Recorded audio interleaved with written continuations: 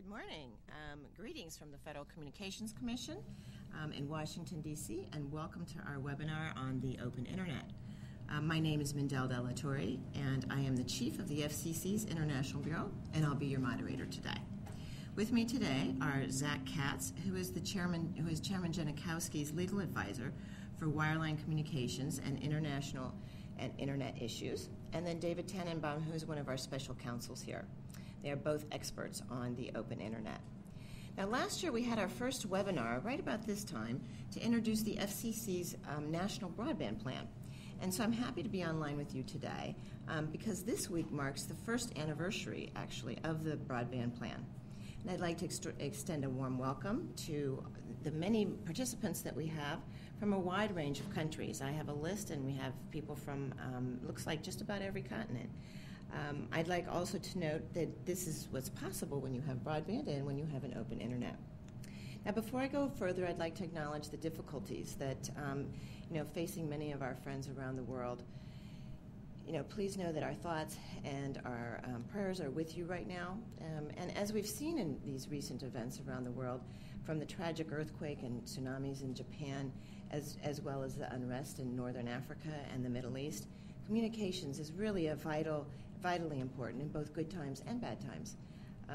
Rapid, flexible, and resilient communications have saved lives and given a voice to those who otherwise would be silenced, and provided a platform for really unprecedented innovation. Now, we're witnessing what I would call a communication revolution, and it's driven by the free and open internet. The same internet that has been the engine of innovation and job creation allows our collective creativity to overcome the problems that we face today. At the FCC in December of last year, we took steps to ensure that the internet remains free and open in the United States. And we adopted a framework to protect internet freedom. And that's basically what we're here to discuss with you today. Now, our basic rules of the road for broadband providers will ensure continued internet freedom and openness, a key element for promoting and protecting cloud computing, innovation, economic growth, and the global flow of information. Now, this high-level framework preserves free markets and free expression online by ensuring three main things: transparency, freedom of consumers to go where they want, use the services they want, and read and say what they want online, and then freedom of innovators, including broadband providers and entrepreneurs, to launch new products, reach new markets, and continue driving the innovation economy.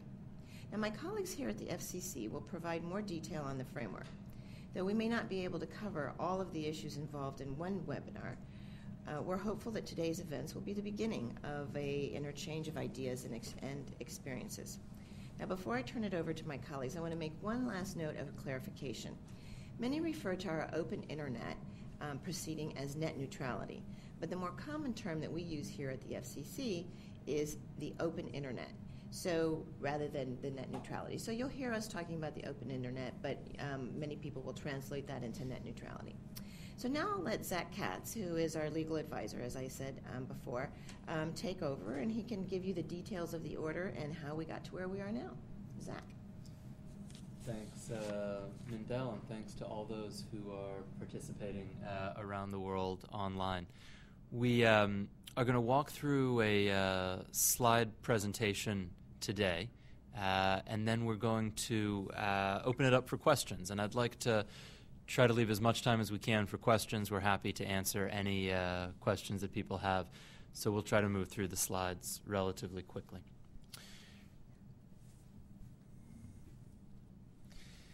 So we thought we'd start by talking about the key objectives that we set out to achieve in this open internet proceeding. And there's really four kind of key elements here at a high level. The first was to protect the freedom to read, to speak, to surf the web, the various kind of consumer freedoms that we think about that have characterized the internet, at least in the United States, since its inception. Second key objective we think about is the freedom to innovate, the idea that on the internet today, innovators, entrepreneurs, inventors don't have to ask permission from anyone before creating and deploying new technologies online. And that's a core part of this framework. The third, and really equally important, is promoting investment.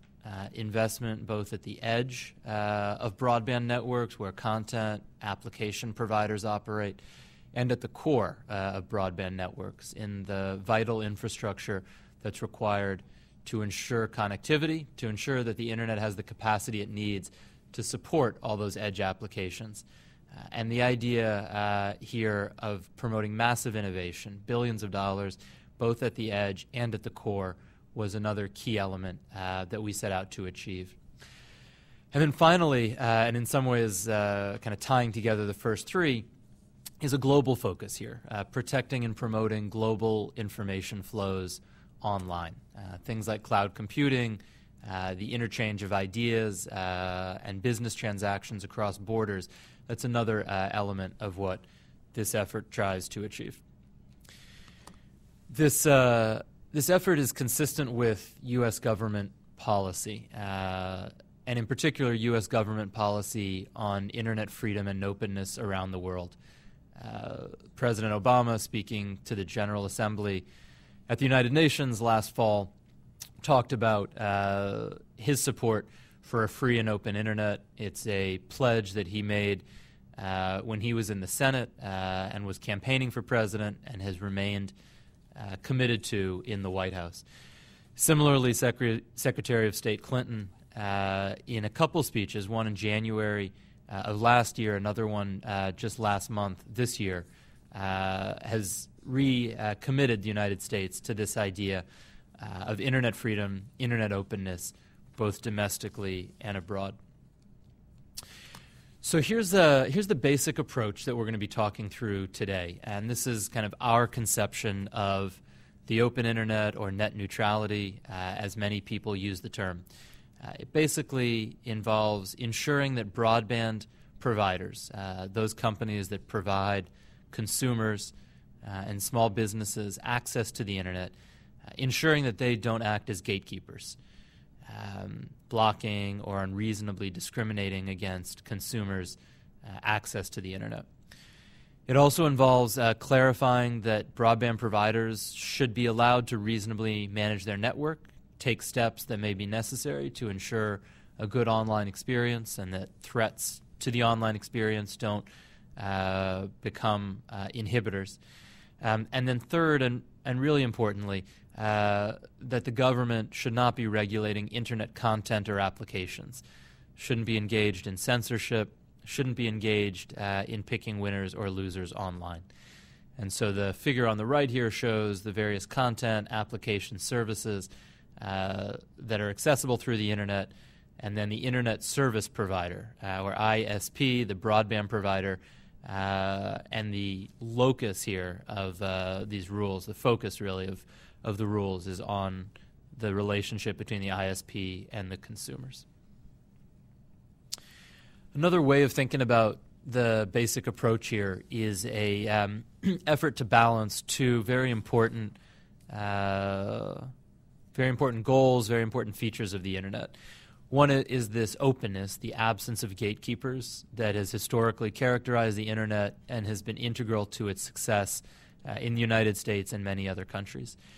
And the second kind of core goal or core objective is network management. Broadband providers need to manage their networks to ensure that the internet works, to ensure that they can recoup their investments and operate their networks profitably. And striking the appropriate balance between those two vital imperatives is what's needed to promote consumer benefits, to promote innovation, investment, competition, global information flows. There's a lot of kind of economic concern at the heart of open internet, the way we think of it. The basic economics here, as we see them, are really that the internet is operating as a virtuous cycle. I think there's a little typo here on top.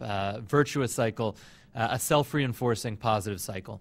The idea is if you have the freedom to innovate without permission that allows anyone, a kid in their college dorm room, an innovator in their garage, to develop and deploy new technologies online without having to ask permission, without having to worry about gatekeepers. They can attract capital, and they can start new online businesses, create jobs, develop new uses for the internet that no one has ever imagined before. Providing new access to knowledge and tools, you find that this drives greater demand for broadband. You find consumers, businesses who want to get broadband connections, want to get faster broadband connections, to use all this innovation, to use all these content, these applications, these services that are available online because of internet openness. As a result of this greater demand for broadband, you see greater investment in the broadband network.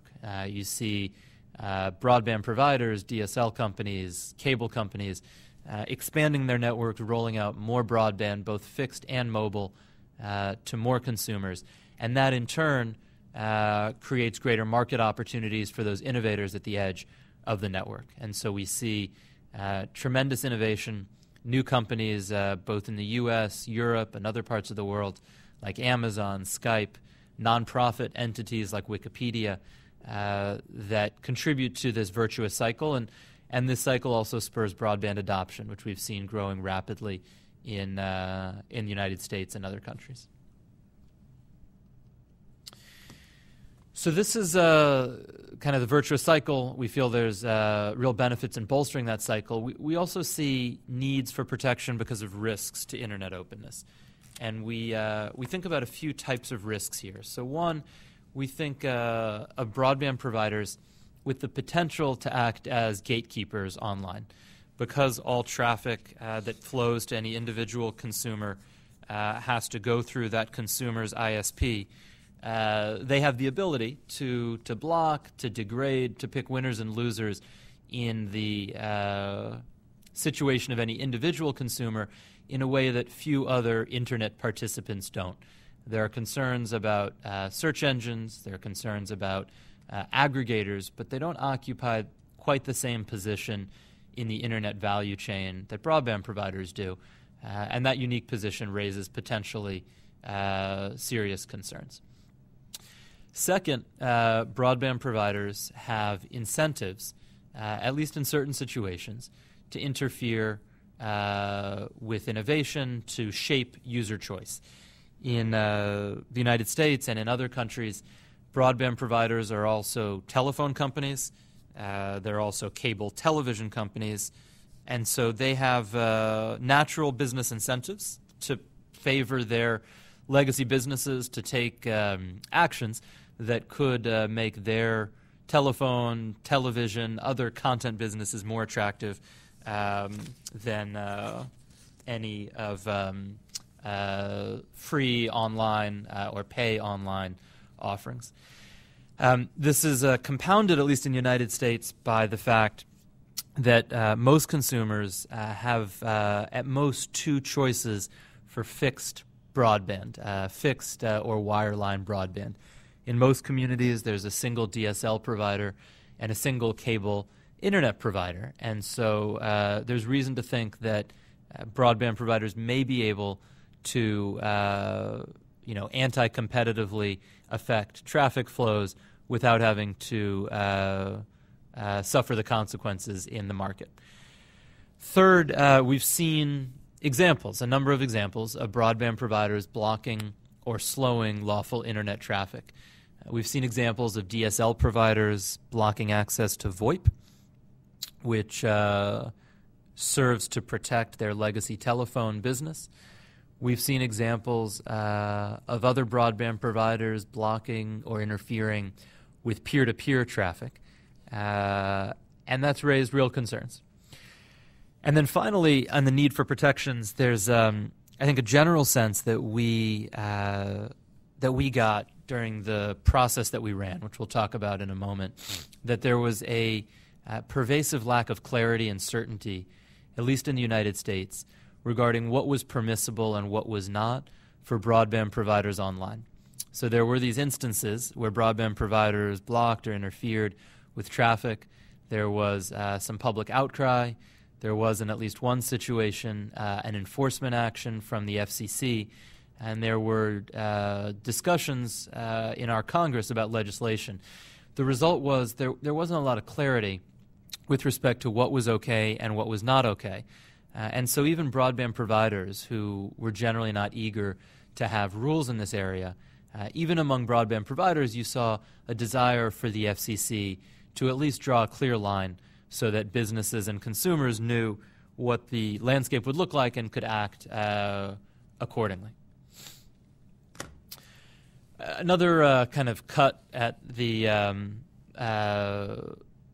need for protections here is the idea that in the universe of network management practices, in the universe of things that broadband providers can do to manage their networks, to ensure that traffic is flowing appropriately, there's some that are clearly unreasonable, that I think all people in the internet ecosystem would agree are problematic. If a broadband provider blocked access to a particular blog simply because that broadband provider disagreed with the views that were being expressed by the blogger, and did so secretly without disclosing to the blogger or to consumers or other internet users that blocking was happening, I think most folks, at least in the United States, would say that's unreasonable. At the time we started this proceeding, though, that wasn't kind of a clearly articulated rule. There was no certain prohibition against that. There's another category of network management practices that I think most stakeholders would say are clearly reasonable. A broadband provider might want to take steps to mitigate viruses, denial of service attacks, spam, harmful traffic, unwanted by users. It might want to do that. It might want to disclose that it was doing that to its subscribers. And most folks would say that that's fine. And then there's a middle category where I think reasonable minds could differ about whether a network management practice was reasonable or not. What we found when we started this proceeding was there were no clear prohibitions, no clear rules on the books that ensured that those unreasonable actions didn't get taken, and we'd seen some of those actions actually being taken. There were no rules on the books that gave broadband providers comfort that reasonable network management practices were acceptable and that broadband providers wouldn't face liability or punitive action from government as a result of taking those reasonable actions. And we also heard that there was a lot of uncertainty about this middle category, and anything we could do to try to provide a little more clarity and guidance on that middle category to try to narrow the area of uncertainty would be helpful. So that was the kind of starting position in the proceeding that we ran. And that's kind of the background. So I'll now turn it over to David Tannenbaum, who was one of the key leaders of this effort, to talk you through the history of the proceeding. Thanks, Zach. Do I need the little clicker device? All right, thanks. So just going back to that slide that we were looking at before. So the proceeding started in the summer. Well, it started a few years ago under the prior commission, actually. In August of 2005, 2 commissions ago, Chairman Powell, who was appointed by President Bush, proposed a set of principles to preserve the free and open internet. A year later, the FCC unanimously adopted similar principles. It was a bipartisan vote. Both commissions from both parties supported the principles. But there was some confusion about the extent to which, or at least some debate about the extent to which the commission could enforce those principles. So in October of 2009, the FCC began a process to seek input from the public and from stakeholders on whether we should adopt clearly enforceable rules that reflected those principles, and on whether the principles need to be updated or clarified in any way. We then began a proceeding that was one of the most open and transparent in FCC history, and in December of 2010, just a few months ago, the FCC adopted the 3 high-level rules that we're going to talk about in a minute or two.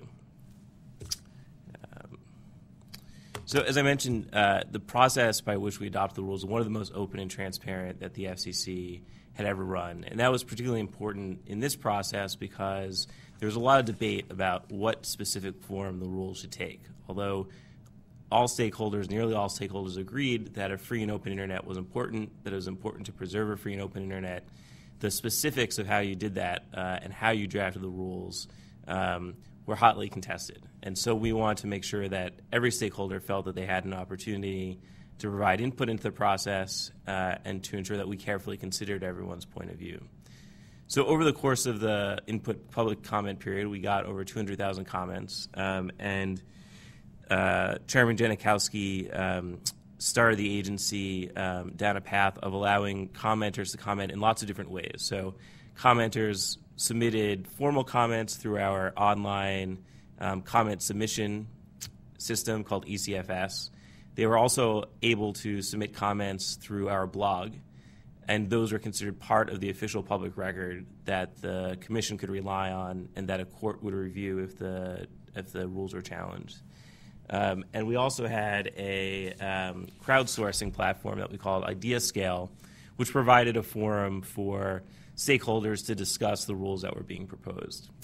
We also held a series of public workshops all over the country that included experts from both sides of the debate. So we had economists, technologists, legal academics, entrepreneurs, investors, participating in panels, and the public was invited, and we also streamed those workshops live over the web and took questions over the web as we're going to do today.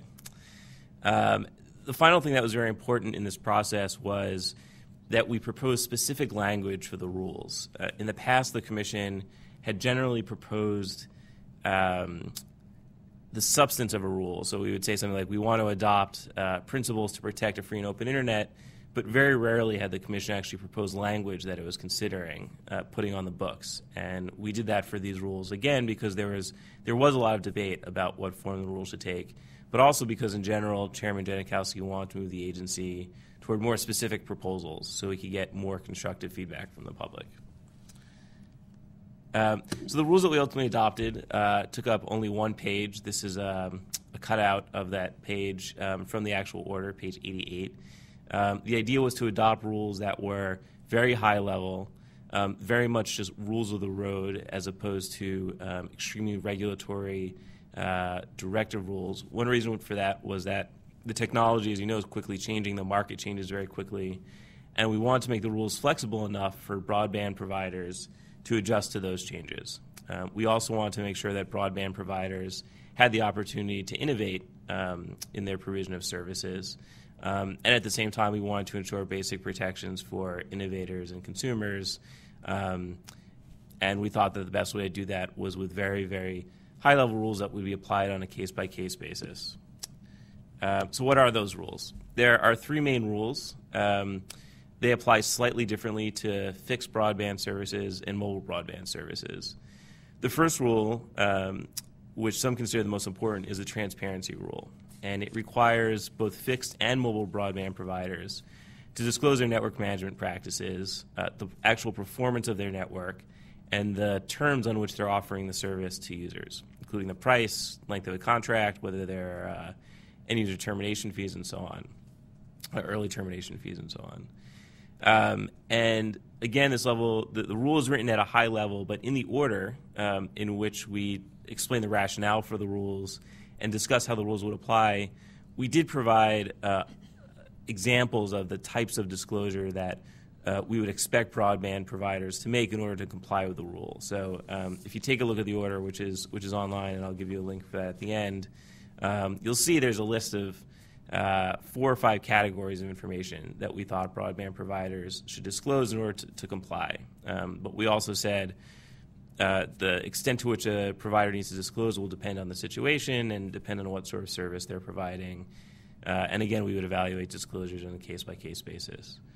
The second rule is a no-blocking rule, and this rule applies slightly differently to fixed and mobile broadband services. So for fixed providers, broadband providers may not block any lawful content, any applications, and by that we mean applications like Skype or file sharing applications, can't block any services, and they cannot block any non-harmful devices. So consumers can attach whatever modem, whatever mobile device, or whatever fixed device, whatever laptop they want to include, they want to attach to the network.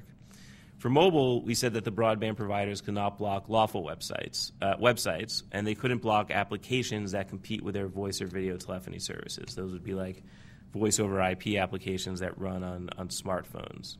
And then the final rule was a no unreasonable discrimination rule. This rule applied only to fixed broadband providers, and it says that fixed providers may not unreasonably discriminate in transmitting lawful network traffic over the consumer's broadband internet access service.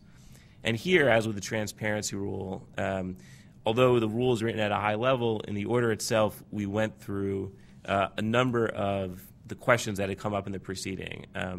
Can a provider, broadband provider, charge different services in order to reach consumers at different speeds, for example? And we said, although the commission basically would be surprised if a service like that one would pass muster on the no unreasonable discrimination rule, but again left the particular applications of the rules to a case-by-case evaluation. And then all these rules are subject to reasonable network management. So broadband providers have to comply with those 3 rules, but the rules recognize that they have to be able to reasonably manage their networks. Again, this word reasonable pops up. This is a very common qualifier in American law and is often fleshed out as rules are applied. And again, in the order, we try to provide some texture to the rules. So for one, we said a practice is reasonable if it's appropriate and tailored to achieving a legitimate network management purpose. That's the framework that we will apply. And we also explicitly said legitimate purposes will include ensuring network security, addressing traffic unwanted by users, and reducing the effects of congestion. And then in the rule, we stepped through practices that we thought would clearly pass muster, some which would be more dubious. We also talked about, in the order, we set up a monitoring, deterrence, and enforcement regime. The basic approach to the enforcement of the rules, as I mentioned, is on a case-by-case basis. So it's similar in some ways to the common law system that we have for many of the laws that we have on the books in this country. The idea is that anybody can bring a complaint to the commission under these high-level rules. The commission will then allow the broadband provider or other entity to submit their arguments for why they think they're not violating the rules and to submit evidence on the record for the commission to evaluate. And then the commission can order the broadband provider to stop a certain practice. They can impose fines, and we can impose fines and forfeitures on the broadband providers. And then generally the way that administrative agency enforcement works in the United States is that if an agency applies a rule in a certain way, the party's not happy with how we apply the rule, they can always appeal the ruling to one of our federal courts. The order also provided that we would create an open internet advisory committee with outside parties, outside engineers, outside economists, outside attorneys, to help us keep track of how technology and the marketplace were evolving. And we are currently in the process of forming that committee. And I expect that the committee will be keeping an eye on some of the particularly fast-moving parts of the market. The final thing that the order provided for to ensure that the rules would be enforced and also to ensure that providers would be deterred from violating the rules was we set up a challenge, a national challenge for innovators to develop open internet applications that would help consumers and the commission monitor potential violations of the open internet principles, open internet rules. And we did this as part of a nationwide program that is offering prizes to citizens who can come up with solutions to important and difficult national problems. And so we posted the criteria for the challenge on a website. We offered a prize to anyone who, to the person or people who win the challenge. And then once we get these applications in and we pick an application that we think is most useful, we'll promote the application and make it widely available to consumers or to researchers. So I just want to talk a little bit about the rules on mobile because this was one of the sources of greatest controversy during the rulemaking. How do you apply these rules to mobile internet services, mobile broadband services? On the one hand, the order states very clearly there is one internet. So when consumers access the internet from a mobile device or from a fixed service, they should be experiencing the same internet. The experience shouldn't vary substantively depending on whether they're using one access method or another. On the other hand, the mobile broadband marketplace and technology differs in important ways from the technology in the marketplace and the state of development for fixed broadband. And so we tailor the rules to recognize these differences. One important thing to note is that in the United States, a few years ago, we issued a license for the 700 megahertz, part of the 700 megahertz spectrum, and the license said that the mobile broadband provider, the provider that was using that spectrum, had to adhere to open internet rules. And Verizon was the company that wound up winning the auction for that spectrum. They're one of the largest mobile broadband providers in the country. And so we're going to be watching very carefully to see how those license conditions affect the provision of the service and how the conditions affect others who are providing mobile broadband service, how it affects the marketplace more generally. And as I mentioned in the order, we said very explicitly that we were going to be monitoring the mobile marketplace very closely on an ongoing basis to make sure that the rules were continuing to serve the function of preserving freedom and openness on the internet.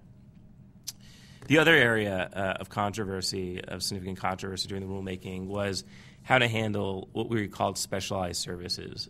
These are services that you would not consider a broadband internet access service, but they run on the same infrastructure as the broadband internet access services. So, for example, IP-based television services that are being provided by a number of the companies that used to just be telephone providers. They then moved to provide broadband internet access, and now they're also providing television services over their network using the IP protocol. Another example would be voice over IP services that are being offered in this country, for example, by cable companies who are also providing broadband internet access service. On the one hand, these services promote investment and innovation in the network. They offer another way for broadband providers to recover their investment in the infrastructure for the network, which is very significant. On the other hand, there was a feeling that these services could potentially pose a risk to the open internet because there might be incentives for the broadband providers to limit the amount of bandwidth that was available for open internet access so that they could provide these specialized services or so that they could sell premium specialized services to third parties. So the Commission ultimately decided not to adopt rules governing specialized services, but as with mobile, to closely monitor the market to ensure that these specialized services were in fact promoting investment, innovation, and competition and helping consumers, but not undermining or threatening the open internet. There is one important piece of the rules that does address specialized services, and that is the definition of broadband internet access service, which we define to include any service that the Commission finds to be providing a functional equivalent of broadband internet service, or that's used to evade the protections set forth in these rules. And that was meant to address the use of specialized services that looked a lot like broadband internet access service, so say provided access to hundreds of destinations on the internet, but otherwise did not comply with the open internet rules. So the rules, these high-level rules, wound up garnering a lot of support from all stakeholders in the internet marketplace. The source of support that you would most likely expect was there. Of course, these are the edge companies that rely on an open internet to provide content, applications, and services, companies that provide streaming video, that provide news services, that provide gaming services, and that provide other high bandwidth applications in particular are very supportive. There was also a tremendous amount of support from investors in those services who see the preservation of an open internet as critical for allowing for the success of startups, allowing new innovations to enter the marketplace, and allowing upstarts to challenge incumbents. The rules also garnered a fair amount of support, or at least non-opposition, from the broadband providers themselves, who felt that, and stated publicly that they felt the Commission had reached a reasonable balance between protecting consumers, ensuring an open internet, and ensuring that broadband providers themselves could innovate in their provision of services. The rules also received a positive response. I should caveat that the previous point about broadband providers and say there were some broadband providers who were not happy with the rules. So there was not support across the board from broadband providers. But many of the largest ones, including AT&T and Comcast, did not express objections. The final source of support, maybe it's not actually called support, but was from financial analysts, who many of whom said the rules would have no effect on investment in the network. And that was a large concern throughout the rulemaking process. And one of the arguments that the broadband providers often made, to adopt these rules, you would really undermine incentives to invest in infrastructure. When the rules came out, several leading analysts said that they believed that was not the case. The rules were light touch enough that there would be no effect on bottom lines. And there are a few common misconceptions that arose during the rulemaking process and that to some extent still exist. The first is that the Commission, the Federal Communications Commission, can now regulate Internet content, applications, and services. And that's not true. The rules do not allow the Commission to regulate content, applications, or services. They apply strictly to the provision of the access service. Another argument that we've heard from time to time is that the rules are a blueprint for censorship. They set a precedent for the government to impose rules on the Internet and provide a model for imposing content-based rules.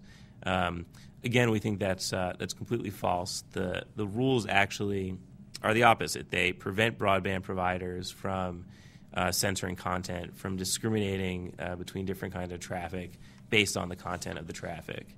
And if a private provider violated that rule, censored content, discriminated between different kinds of content, that would certainly violate the letter of the rule.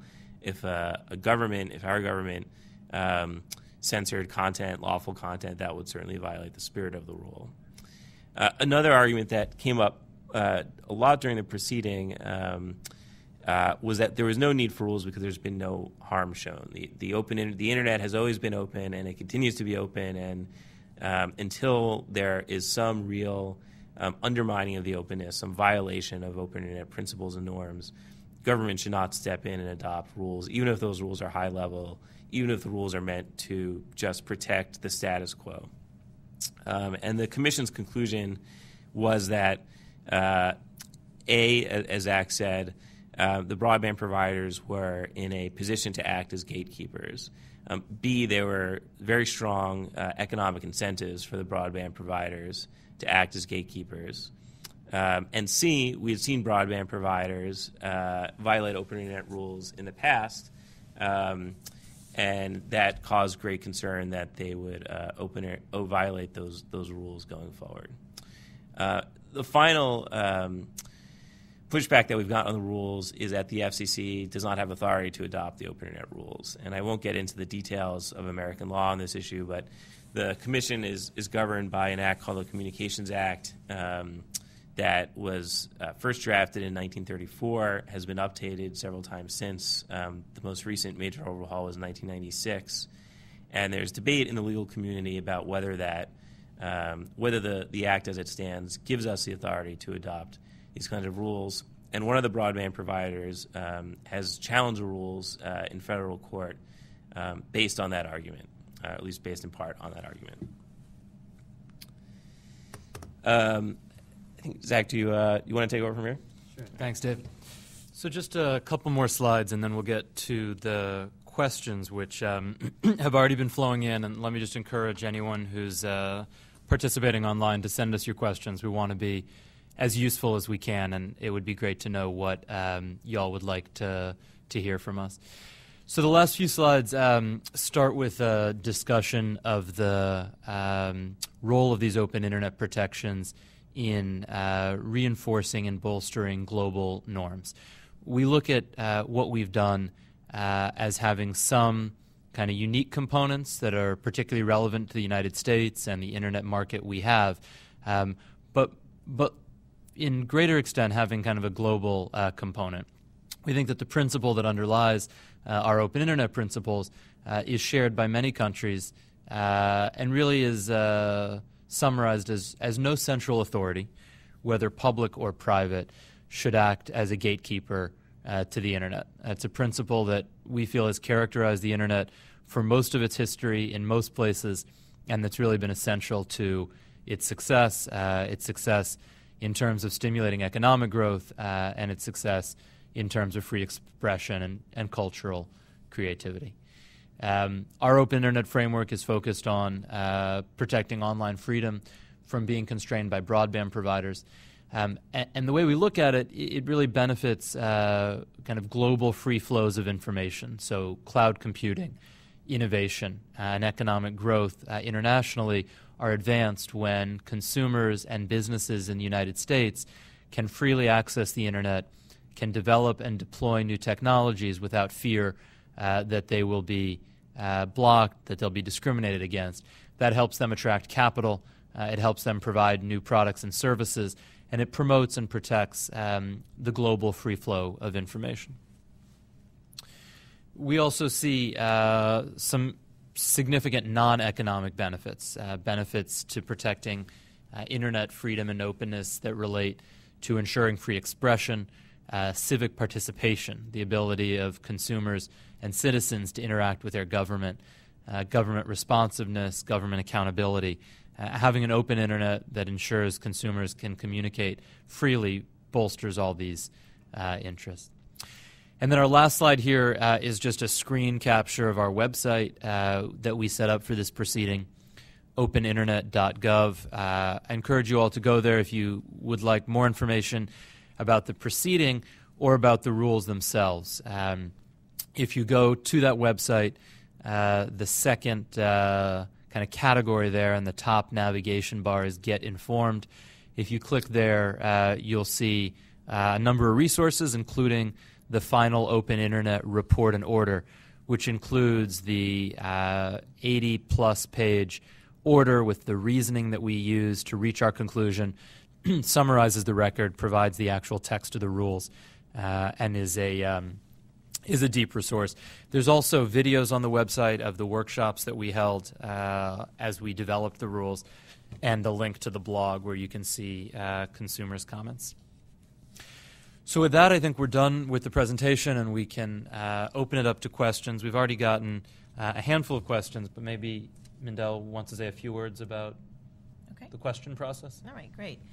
Well, we appreciate the questions that have come in already, and what we'll do is we'll take your questions, and we have some here, and we'll see who wants to answer. And the first question has come in, and it basically relates to some of the points that that David made. And David, can you let us know a little bit more? The question is, are there at present any unresolved questions of the FCC's authority to regulate net neutrality? I guess it depends on what you mean, what the question means by unresolved. The Commission believes that it has strong authority to adopt the rules that we adopted. As I mentioned, there are some stakeholders who don't think that's the case. One of the largest broadband providers, Verizon, has filed a lawsuit in federal court challenging our authority.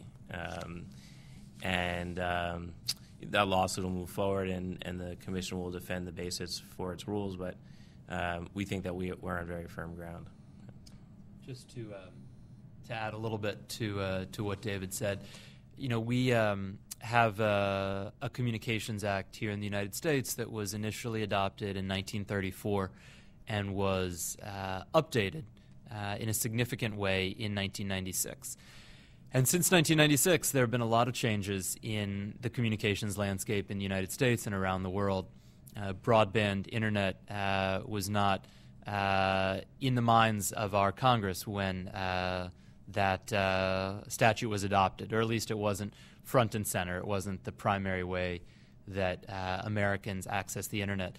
And so there are a number of questions that have arisen that are open to different interpretations based on the statute that we have. And I think our sense is we have the legal authority to protect internet openness, in part because of the importance of an open internet for a competitive market in telephone service, a competitive market in cable television service, as you increasingly see online offerings such as voice over IP, over-the-top video, exerting competitive pressure on those more traditional services. You see the importance of protecting a level competitive playing field and ensuring that broadband providers can't squelch competition in those areas.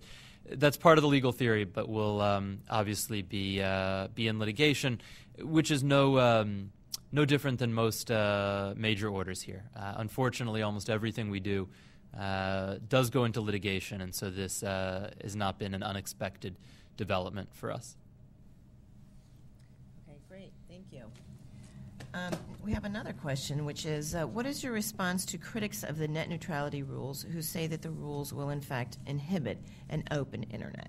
I think that is a very common question that we do get. Would you like to try that, Zach? Yeah, so I guess there's a few variants of this question, but what I've heard before is in adopting rules that provide guidelines for broadband providers' conduct, you are limiting broadband providers' flexibility to innovate themselves, to experiment on the internet, and that's going to work against the values you're trying to promote. That's going to work against innovation. That's going to work against investment. It's going to undermine the goals that you're trying to promote. I think the way we look at it, after reviewing the arguments and looking at the facts and the data in the record, the benefits of preserving the status quo principles, the principles that have characterized the internet since its inception, in the face of threats to those principles, outweigh the potential costs or burdens of reduced flexibility.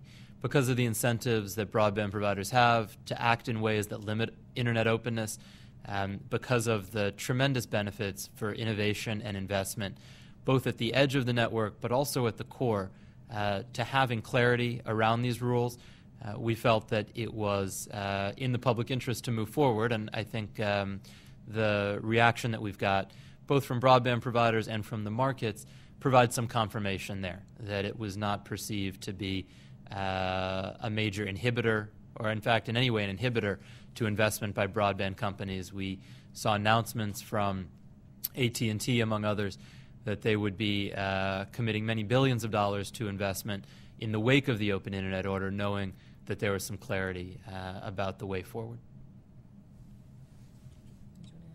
Nope, I think that... Okay, that was a pretty thorough answer. We have another question that says, from a regulatory standpoint, are you concerned about the impact on the FCC when facing perhaps a multitude of case-by-case complaints to resolve? Let me try to answer that. So we are concerned about our ability to resolve open internet disputes, but we think that the way this framework is set up, we've minimized the chances that we'll be flooded with private disputes. So the first thing that we did was we adopted rules. In the past, we had not had clear rules on the books. We'd had principles that were kind of uncertain application. And as a result, we got complaints, but it wasn't clear to stakeholders what the status of those complaints were and what the appropriate standards were for determining whether conduct was or was not reasonable. So we think having rules out there that kind of clearly articulate some basic principles here and articulate the fact that they're enforceable should help prevent disputes from arising, because people will understand what the rules are, and to the extent they do arise, will allow the parties to negotiate and resolve them without coming to the Commission. A second feature that we think helps address this problem is the transparency rule. So requiring broadband providers to disclose their network management practices, the way that they treat traffic, and allow consumers, third-party experts, consumer watchdogs, all to see that disclosure, we think will help, again, prevent disputes. We've seen examples in the United States where broadband providers suggested things, and there was kind of a public debate that ensued, and then kind of a consensus was reached that allowed the broadband provider to move forward in a way that people felt kind of better fit engineering realities. On the other hand, we've seen situations where broadband providers engaged in secret or undisclosed blocking that led to real problems. And so our belief is, again, based on the record, that transparency can do a lot to prevent disputes from coming to the Commission. And then the last thing that we've done is we've strongly encouraged parties who may have disputes to look to independent Internet engineering bodies to help address disputes. We've already seen the creation of one of these bodies in the United States. We may see more. But we believe that a lot of the disputes that arise in this space are better handled by engineers than by lawyers, and better handled in voluntary working groups that can try to achieve consensus rather than in a regulatory context here. With that being said, if disputes are brought to our attention and complaints are filed, we will not hesitate to address them. We believe we have the resources, including a body of expert engineers here, many of whom worked on the Open Internet proceeding, who will be committed to resolving disputes and advising the Commission as quickly as possible. Okay, great answer there. Zach, thank you. We have another question that I think basically flows from what you were just talking about on the transparency issue. Maybe, David, you can answer this one. Does the FCC have a view on how transparency can best be achieved, how information should be presented to consumers in order for it to be clear and understandable? It's a good question. As I mentioned during the presentation, the view of the Commission when it adopted the rules was that it was best to remain flexible in applying this rule. And it was best to allow broadband providers to decide in the first instance how they were going to make these disclosures and what specifically was going to be in the disclosures. But the order did set out the elements that we believed would likely be in a disclosure that was adequate and that complied with the rules. So we spoke about a number of different things, and I'll just summarize. One set of disclosures that we thought would be important was disclosures related to network practices. So, for example, disclosures related to how a broadband provider managed congestion on their network, including the types of traffic that were subject to a provider's network management practices, the purpose served by such practices, the effect of those practices on the service that was provided to users, the typical frequency of the practice, how effective it was at alleviating congestion. Another kind of subset of the network practices disclosure that we thought would be important was application-specific behavior. So if a broadband provider decided that in order to manage traffic on the network, they had to target a particular application or had to target a particular protocol or a particular port, they would have to disclose that to users and to the Commission as well. We thought that if there were rules that limited the devices that consumers could attach either to a fixed or mobile broadband network, those rules need to be disclosed clearly and adequately to consumers. And finally, under this network practices category, we suggested that broadband providers disclose any of their security practices, practices that are meant to protect the security of the network, including antiviral tools that protect against botnets, that protect against denial of service attacks, and so on. The second kind of broad category of disclosures that we envisioned being necessary to comply were disclosures related to the performance of the service. So disclosure of the speed of the service, the latency of the service, which is very important for real-time applications, and in general, a description to the user of the suitability of the services being provided for using real-time applications. We also thought that there should be disclosure of specialized services, this category of services I mentioned earlier that you would not consider a broadband internet access service, something like IP television or a VoIP service that was being provided by the broadband provider, but which runs on the infrastructure that the broadband internet access service is running on. We think it's important for broadband providers to disclose how those services are affecting the open internet service that they are providing. And finally, the third category of disclosures that we laid out in the order relate to the commercial terms of the services. So that would be monthly prices, usage fees,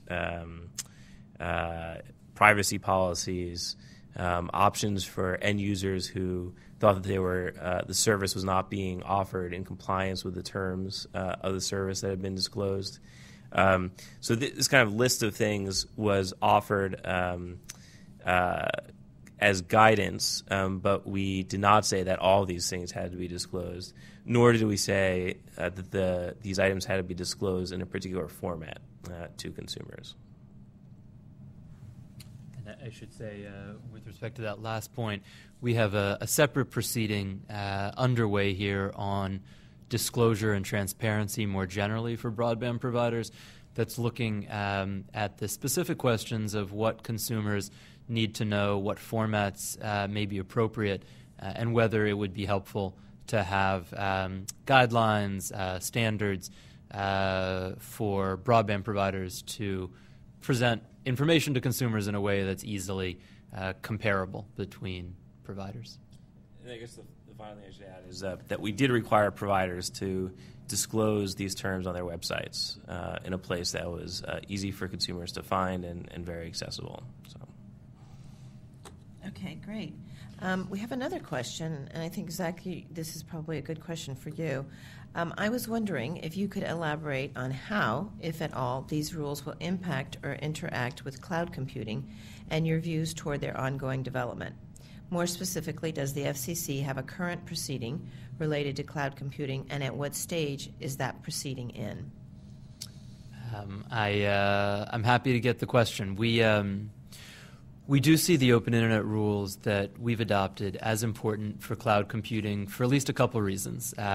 One is on the kind of customer side of cloud computing. With these open internet rules in place, consumers and businesses can be confident that they can access the cloud services of their choice, that they won't be blocked or have their traffic slowed, even if those cloud services compete with services that a broadband provider is offering.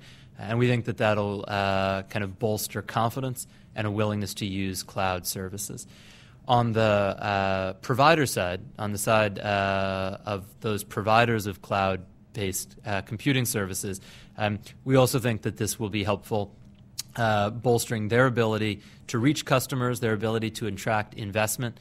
We heard from a number of investors who worried that in the absence of open internet rules, in light of the trends that we discussed, including concentration in the broadband market, service providers, including cloud providers, might be vulnerable to blocking or to discrimination by broadband providers. And so we think these rules help promote investment and innovation by cloud computing providers. As far as whether we have a current proceeding underway, we have been hearing from companies in the United States about their concerns regarding obstacles to cloud computing, both in the United States and abroad. And although we don't have a formal proceeding underway, I think we are very interested in understanding what we can do and perhaps what we can do in cooperation with our counterparts in other countries to help reduce or overcome barriers to cloud computing. Inconsistent regulatory policies with respect to data or privacy that may erect obstacles that inhibit cloud computing. Those are issues I think that we're very interested in focusing on. And I would actually encourage anyone participating in this web presentation who's interested in those issues to reach out to us, to our International Bureau, because I think in the weeks and months ahead we'll be increasingly eager to discuss possible paths forward on those issues. Great. And as always, the International Bureau would be very happy to hear from anybody on any of these issues. So, David, I have a question for you. Could I ask what rules apply to Verizon when using the 700 megahertz band versus rules that may apply to it and others in other bands?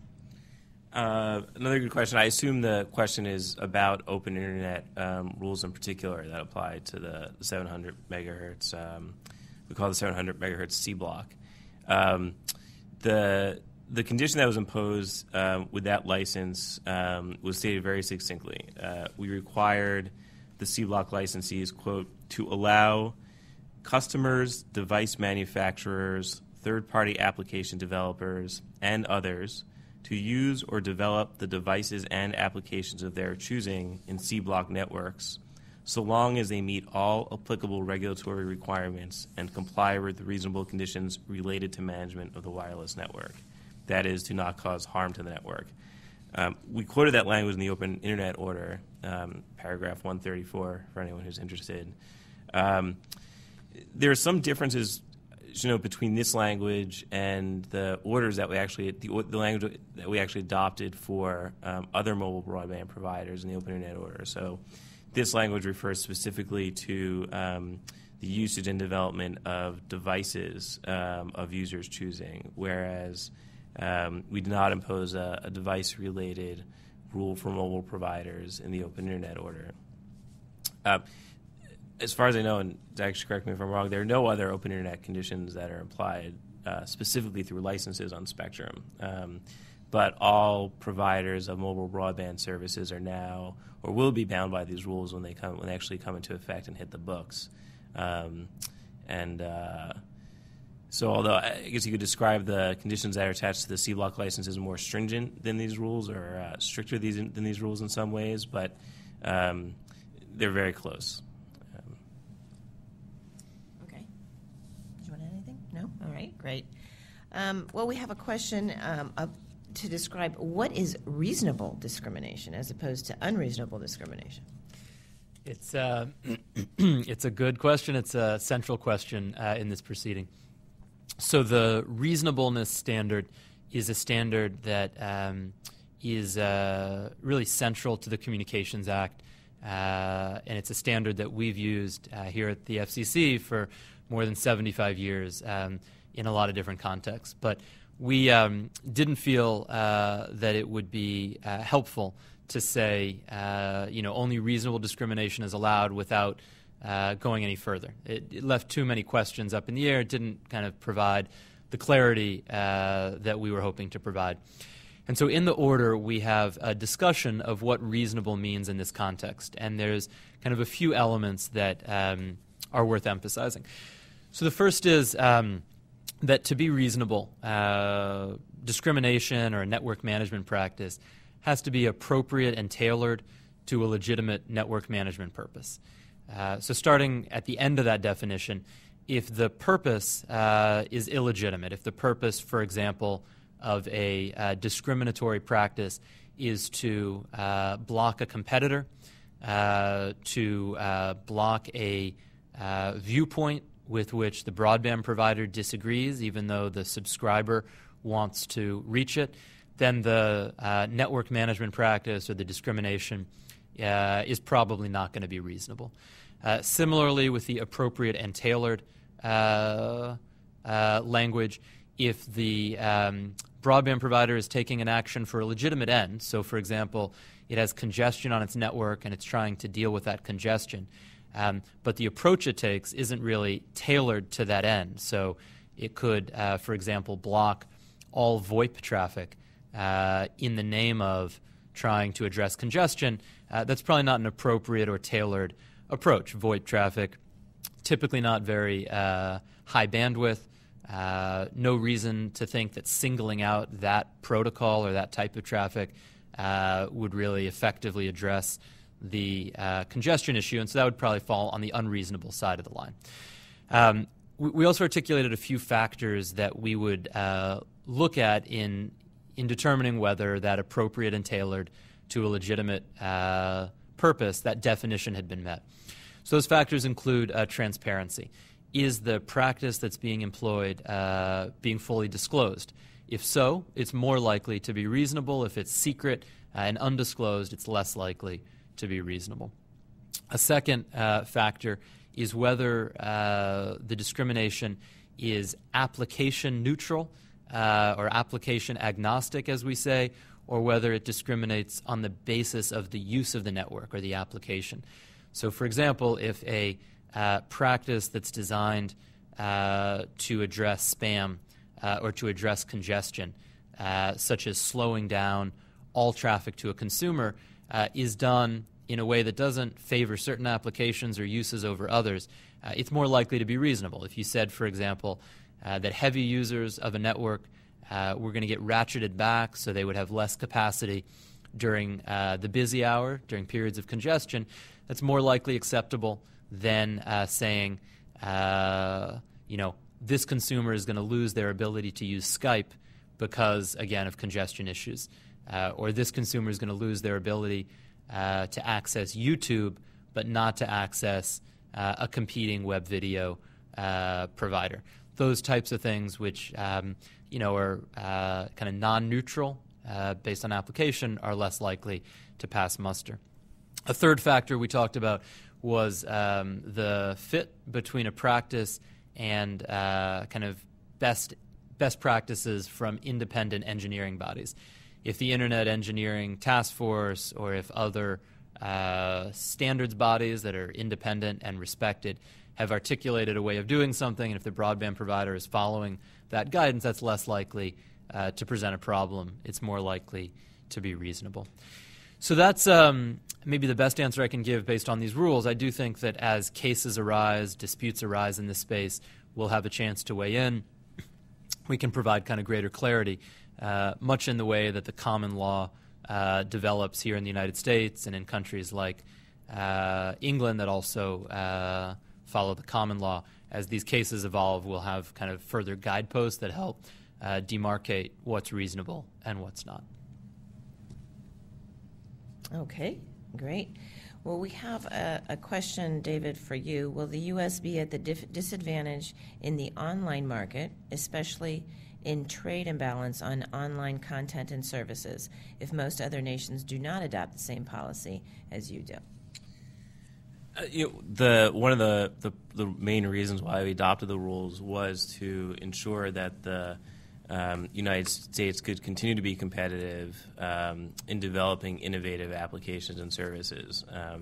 Silicon Valley has become famous around the world now for the incredible rate at which it innovates and for some of the amazing services it's created in a very, very short period of time that are deployed over the Internet. And there was a lot of concern that if we did not adopt open Internet rules, we could not be as competitive because our companies would not have the same flexibility and opportunity to innovate as some of their competitors abroad.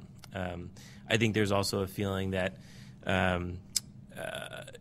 allowing the global free flow of information across borders is very important for all nations that are participating in the Internet marketplace.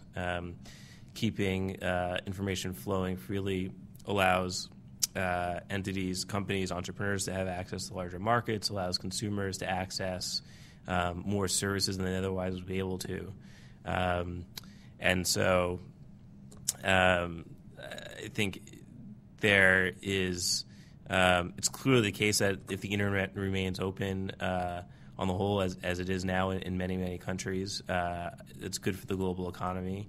But either way, we thought that American companies were in a better position to be competitive if they had the flexibility to innovate and to create new services. And that was the message that we were getting from those companies and from the investors who put a lot of money into them. Okay, great, thank you. We have another question, and this one I'm going to let Zach answer. It says, providers use the excuse of denial of service protection and blocking of spam to quality of service deep packet inspection devices to help end user. These obviously defeat the open Internet agenda. But looking at it again, providers help to protect end users who cannot filter the traffic at the edge. how can we ensure end users are protected and at the same time enjoy an open internet?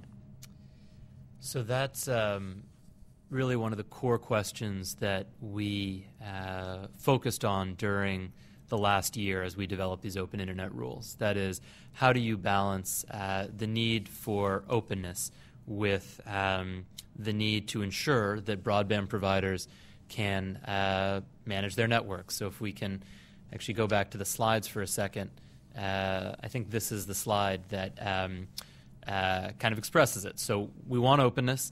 We want broadband providers also to manage their networks in ways that protect against harms like spam, protect against security risks like distributed denial of service attacks. What we tried to do with our rules, and we think that we did a decent job, was to balance those by articulating this reasonableness standard, providing a little bit of guidance as to what reasonableness is, as I suggested in the answer to one of the earlier questions, and then leaving it to the case-by-case process to determine whether, in a particular situation, a mechanism that is ostensibly put into place to protect the security of the network or to prevent spam is in fact picking winners and losers among lawful content, applications, and services in a way that really shouldn't be allowed. We believe that most of the cases here are going to be pretty straightforward. Most conduct by broadband providers is reasonable, clearly falls on the reasonable side of the line. To the extent that there's conduct that raises open internet concerns, I think our belief is with the transparency rule and with the use of outside engineering bodies, a lot of those can be corrected and fixed without any need for commission action. There may be some cases where the question is really kind of very close as to whether a given practice that's supposedly designed to prevent spam or to protect against denial of service attacks in fact is inhibiting lawful content, applications, and services, blocking or degrading in violation of the rules. But until we see those complaints, I think it's a little hard to know just how big a problem that is. And just one last thing I guess I wanted to convey. We look at these rules very much as providing certainty that the status quo will continue and not affecting a real change in anyone's practices today.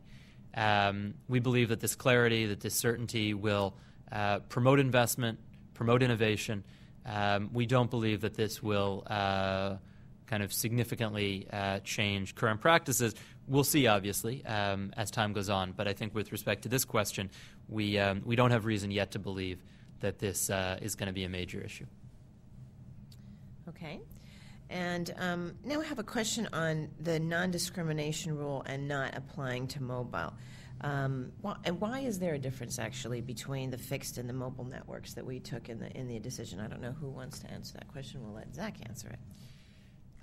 I think David talked a little bit about some of the differences that the record in this proceeding demonstrated we find in the mobile context. And, it's different in every country, but at least in the United States, we saw some meaningful differences in the mobile space that suggested that it might be appropriate to take a more measured, kind of cautious approach to open internet protections there than on the fixed space.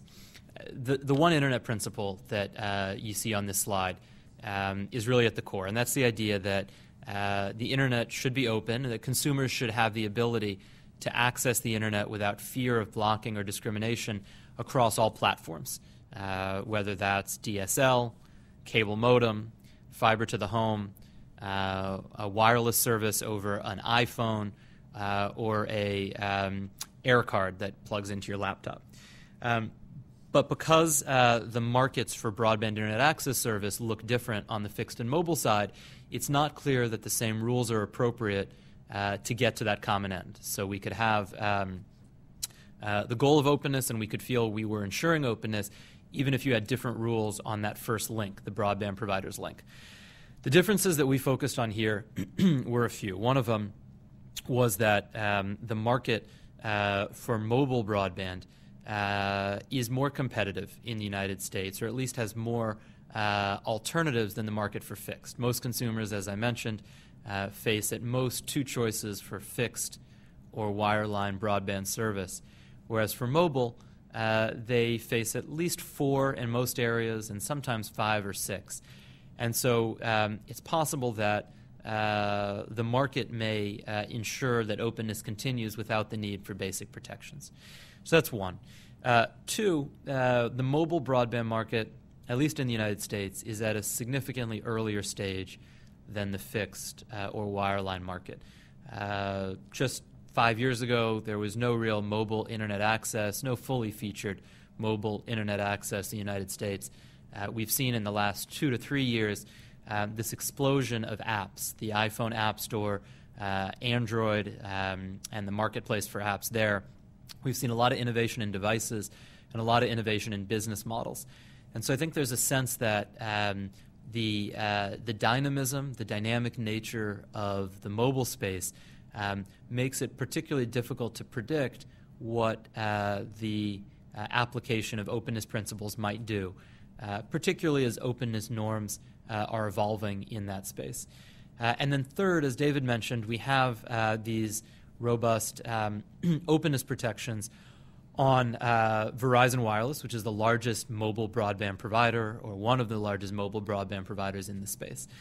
So I think the approach that we felt was appropriate was to apply certain basic rules, transparency being the most important, and then to wait and see.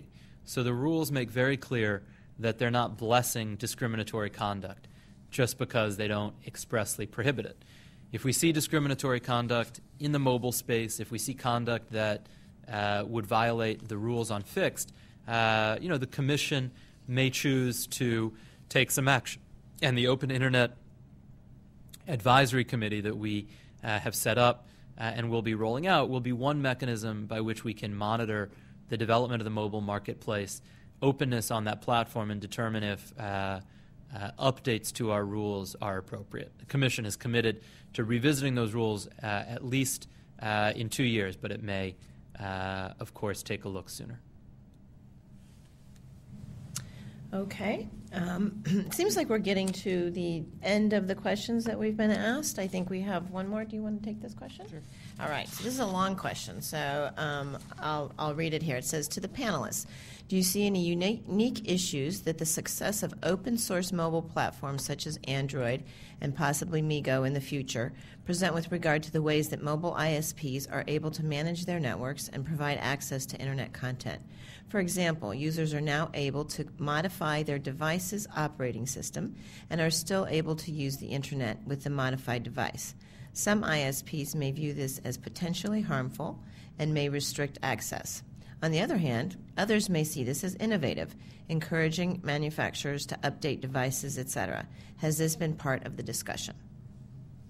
You want to start it off, David, and then? Sure. Yeah, I mean, I think the Commission's general approach to this sort of question is the more open the network is, the more opportunity there is for innovation, the better off all stakeholders are, including the broadband providers themselves, because of that virtuous circle.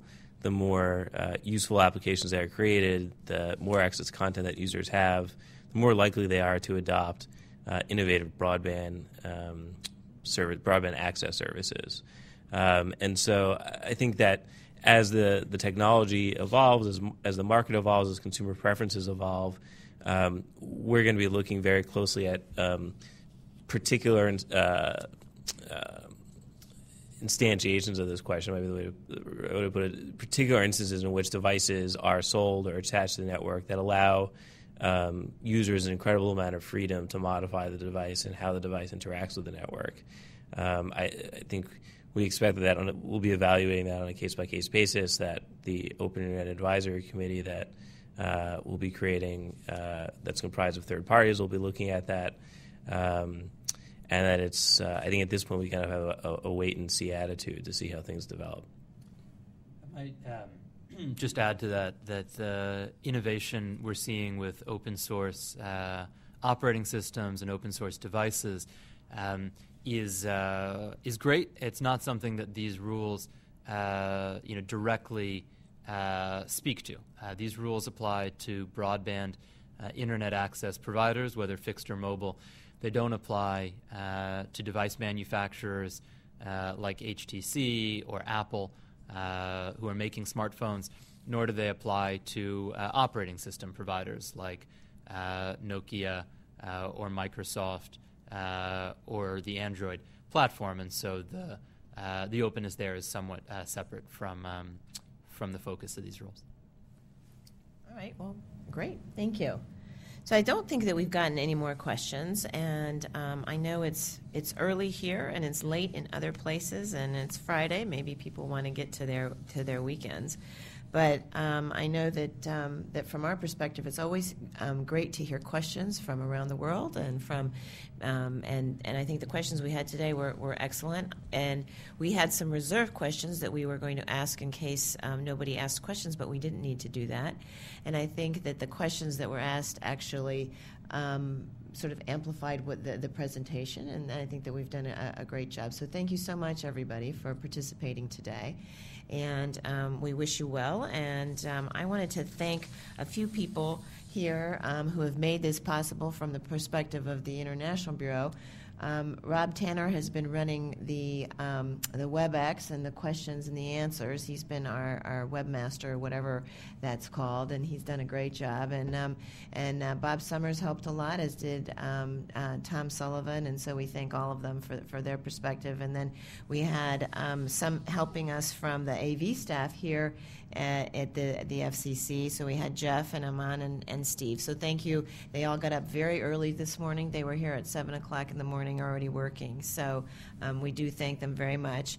And we look forward to working with you in the future and to providing the global asset of the free and open internet. And we look forward to meeting with you internationally. When you come to the FCC, we'd be glad to meet with you on these issues. And if you have any questions, you can send us emails. My email is Mindel, MINDEL, Delatorre, DELATORRE, @fcc.gov. And you can find us on the website, and I think the presentation also has some of the URLs for the websites. So we thank you very much for your participation, and have a great weekend.